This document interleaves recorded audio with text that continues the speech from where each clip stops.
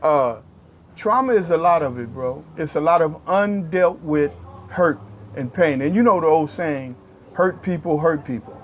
You understand? That's a reality. Careful who you talk to, because you'll never know who the informant is, who the cooperating witness may be, and you never know somebody who was a friend today may have been flipped the night before and become your enemy tomorrow.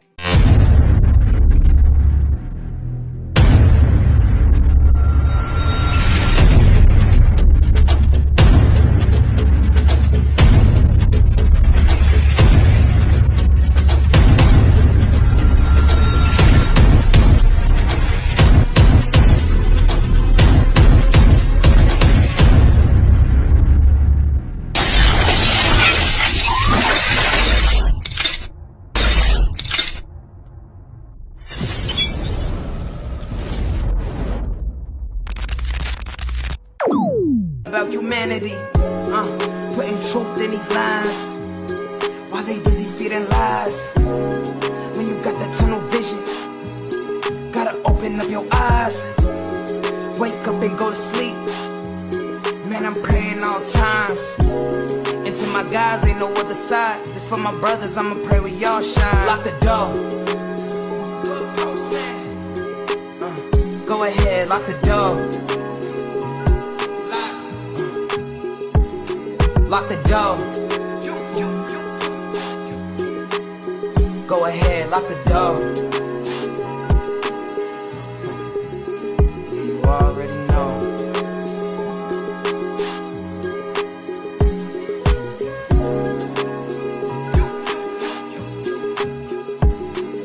Depending on the lessons, some people eat, some people learn. But the game is going to send you big. Mujahid, We're formerly here. known as Sal. Okay, this is what I want to know, man. How does trauma from the violence of gang involvement manifest in mental health disorder amongst Damus and Kiwis? Just from your perspective, your anecdotal experience. Another good question. First of all, there's this thing called self-hate, self-loathing. A lot of the men and women who are gang members and children, they unfortunately come from homes that if they were not broken, they were dysfunctional. Even the ones who come from places like Carson and where they had in the eight trade. Because if you go to the 60s and the eight trades, you know, they got some nice homes, and a lot of them had both parents, you know, but there was still dysfunction, right? There was still abuse. If it wasn't physical, it was psychological. Let me interject neglect. this. Hold that right there. Do you think that they had to overcompensate because they live in nice homes and nice areas, so they had to prove? Absolutely. Okay. Absolutely. I so think maybe that's that a lot of that was that. I'm certain of it. I Okay, can't prove it. I don't have the statistics, but just from experience and gut, I would say, yeah, there's definitely. But overcompensation is coming from all sides. You understand what I'm saying? For example, me, I didn't have any brothers. I had two sisters that I grew up knowing, and we didn't spend a lot of our time together because we went through the foster home thing and all, so we were separated a lot. So I fought a lot because I had already experienced trauma as a very young child, and so I was very angry. I lashed out at any type of authority, you know, and it's a background with that. I won't go into that, but it was trauma based, right? And so back to the gangs though, trauma is a lot of it, bro. It's a lot of undealt with hurt and pain. And you know the old saying, hurt people hurt people. You understand? That's a reality. It's a catchy phrase, but it's a reality. For example, if I don't like me, right? I come from a household where my mama used to beat my ass with a broomstick or with an extension cord, and she told me that was tough love, right? That's the way she disciplined me. Then what happens is I begin to resent my mama. I love her, I'll kill for her and all that, but I still resent her. I resent what she put me through. I resent, and I become a hurt individual. I become a traumatized individual. Some of the girls have been through sexual abuse on top of physical abuse. Or it's not always physical. Sometimes it's abandonment. A lot of times the father or the mother is not in the picture. And so you see a cat, your friend, both his parents there, yours. Like me, I would always experience this. I would have friends, both their parents there. I used to always long for that. You feel me? And so that type of, it's like you develop this sense of abandonment, right? That's what pushes you even more closer to the family of the gang. You understand what I'm saying? That's one way. Deeper question. Although we attend funerals to mourn the dead and pay our respects, Yeah. do you think there's also a form of trauma bonding? Absolutely. Because Yes. you'll see people there you ain't seen in 5-10 years, and it'll be like It's they never always left. like that. It's like they never left. It is trauma bonding. It's no doubt about it. I've just went through it. I've been to several funerals since I've been out. You know, I didn't get a chance to go to Crip Jackie's funeral. I found out about that too late. I regretted that. But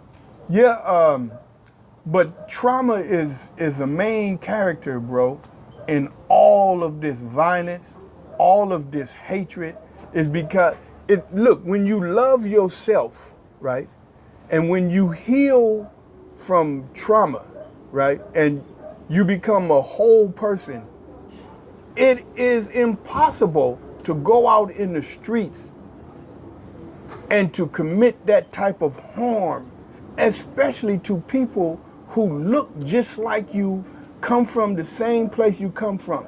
It's that disconnect there. It's a disconnection, and it's generational now, which makes it even worse, because you have one family that's carrying it down to another family. And so I didn't come up with it, but I gravitate towards this idea. You're not going to be able to go to all gang members and say, hey man, stop gang banging, man. That's not going to work. You can't go and preach to them and say, man, especially the ones that are young and they know that you've been, the first thing they tell you, nigga, you did it. How you gonna tell me what to do? You did it, okay. So what I do is, I look at it the same way in Islam. We used to bump heads with brothers from the nation. A lot of brothers who were so-called Sunnis or Shia, they would say they not real Muslims and they would bump. And I stopped doing that. And a brother enlightened me and we said, look, if a brother embraces the nation and he's serious about it, he's better than he was when he was embracing the gang culture. Let that brother be from the nation.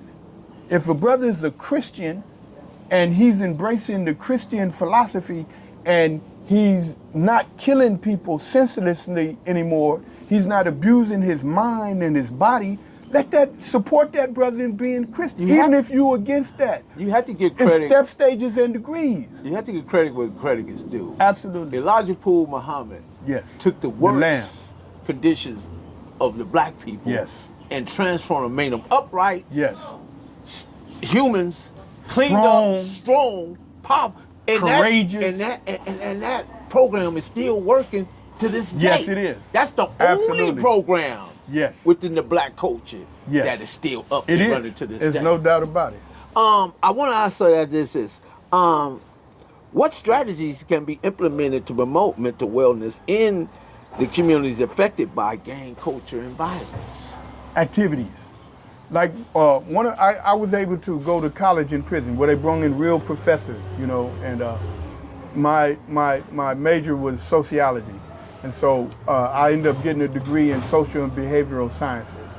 And so one of the things that I remember we would study is what they call ACE, adverse childhood experiences, right? And they have I don't agree with all of the Western idea of sociology. They got some stuff Western in it. culture, society. Yeah. But they do have some things that are universal, and one of them is they had this idea of adverse places, right? Or deviant places.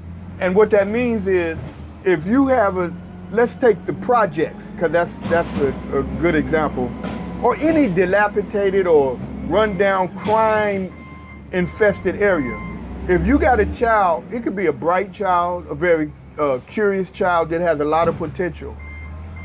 If you bring it up in an environment where the mother is a criminal, the father is a criminal, and I don't mean just criminal from a European perspective. I mean that they are doing and thinking in ways that are just self-destructive, right? What do you think the child is going to do? More than likely. Perfect grind all the time, baby. Yeah. Cali Miners, baby. Perfect grind all the time. Music money. Got a dollar sign. Hub City. I'm a street nigga, streets fuck with me. I'ma keep pushing products till the fans get me. It's guap